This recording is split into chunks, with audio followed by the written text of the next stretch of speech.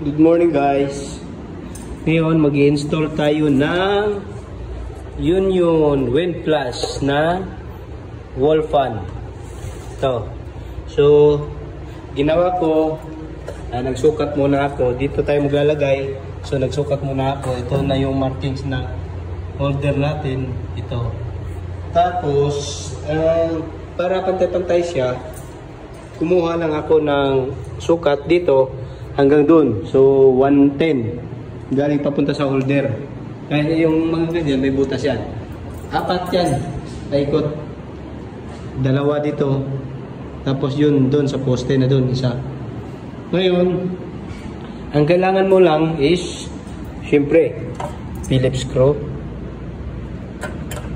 cutter para sa tox, at mga tornilyo tsaka tox. Siyempre, di mawala yung barena natin. Ito, hammer to, hammer drill. Tapos, yun, kakabit na natin to guys ha. Ito yun oh. Ito yun oh. Yun. Dito lang naman ipapasok yung yung lock holder niya. Tapos, ito nga pala yung holder niya, ikakabit natin dun sa wall. Nakaganon na yan. Tapos, isabit na lang yung fan. At dito na nga nagbabarena na ako para sa holder natin. 2 lang naman yun nung ibubutasan natin eh. Tapos tox, tapos screw. Ito, simbol na natin to.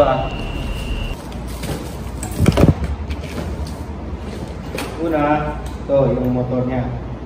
Yan. Tapos, kailangan muna ito, guma para sa paa.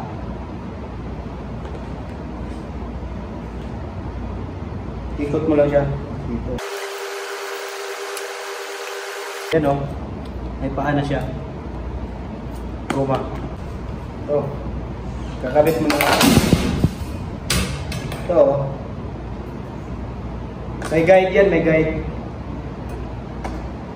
Lagay mo lang ng gano'n. Tapos, pag nasentro na, saka mo ilagay itong nut.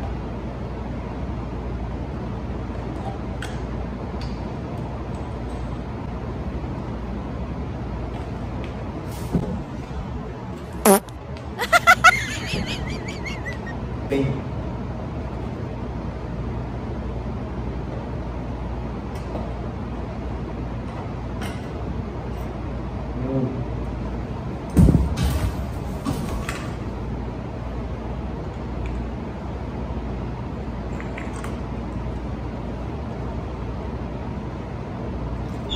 At kung umabot ka sa video na ito, pa-subscribe naman mga bay para madagdagan ng ating subscriber.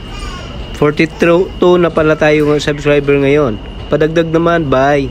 At thank you. Kakabit na natin yung takip. Baka nagtaka kayo bakit nasa gilid.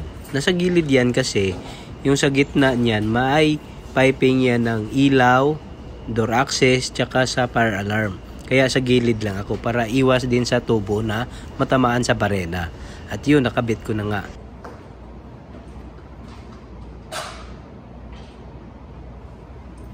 Wow! Nakabit na natin siya.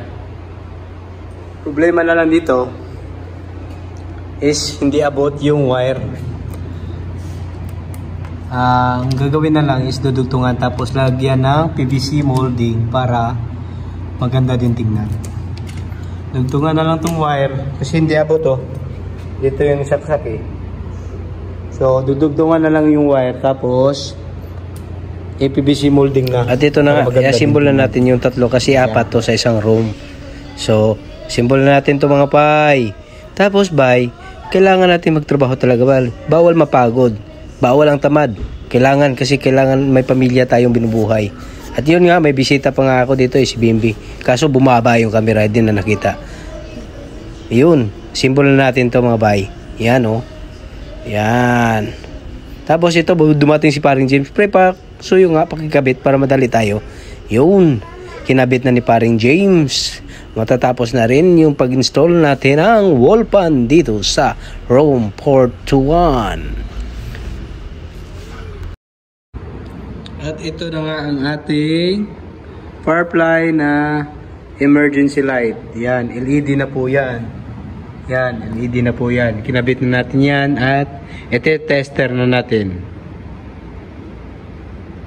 Yun.